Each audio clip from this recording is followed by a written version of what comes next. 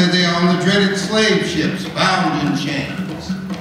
Oh, no, not the slave ship! The Harlem Renaissance with a gospel flavor is basically like a slice out of life in the Harlem Renaissance.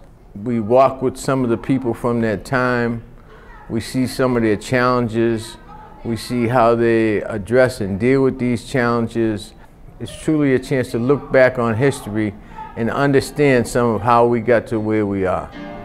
I know that someday you want me to watch you. It's important that we begin to understand this phenomenon known as the Harlem Renaissance or the Black Renaissance, because it gives us a more invested interest in our community and in ourselves. And if you don't have that fabric of understanding our greatness, then you can be minimized, you can be marginalized. Now, I know you've been helping me, Ms. Harmon, but it's time that I go out there and earn me some respect. It was a time of struggle, but it was a time where even though people were struggling, they weren't afraid to dream.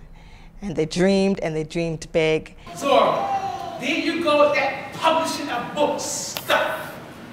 Who do you think is going to buy it? You'll be starved by the time you sell one or two. It reminds us that even though we may have to struggle, if we stay in the fight, we can reach our goals. We can see our dreams come true. Now, first you gotta have a plan. See, my plan is to take that straightening comb that white folks use to get the curls out of their hair, and have all black women use it to straighten their nappy heads. And I plan on using it on my own head.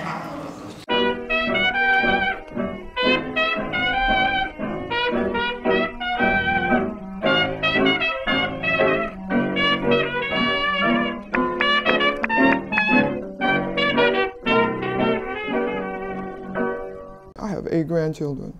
I want them to understand and have respect for themselves, and I think this play shows a lot of that. You know, you gotta have that courage to move on. It's just like I'm singing that song, Right On King Jesus, no man can hinder me, and that's the belief. No man can stop you. It's up to you to follow your dreams.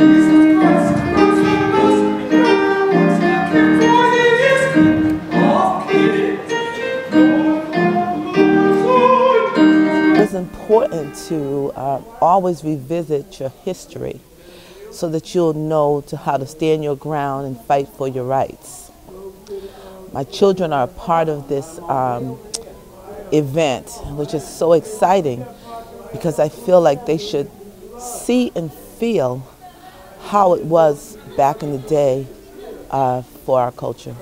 We've been able to get children more empowered around their education, empowered around their talents, go on to pursue a higher education and graduate from college and participate in other cultural programs across the country.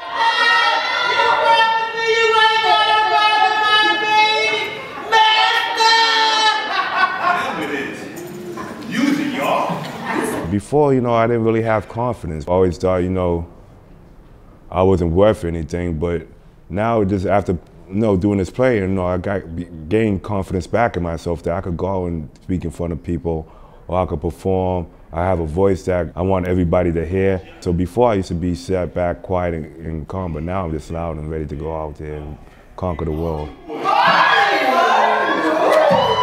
gospel is really the invigorating message music to people. It talks about promise of tomorrow and heaven, etc. And it kind of gets the audience aroused. It's so sweet to trust in Jesus, just to take him at his word, just to rest upon his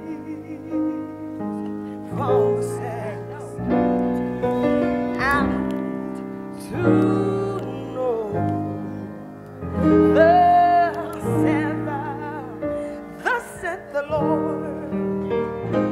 the show is a marvelous show. We have a wonderful cast and directors and crew. I mean, I'm very excited to be part of it.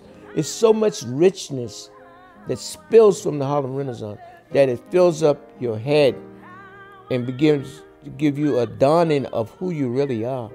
So when they leave the play, they leave enriched. They leave open to want to know more about who these people were.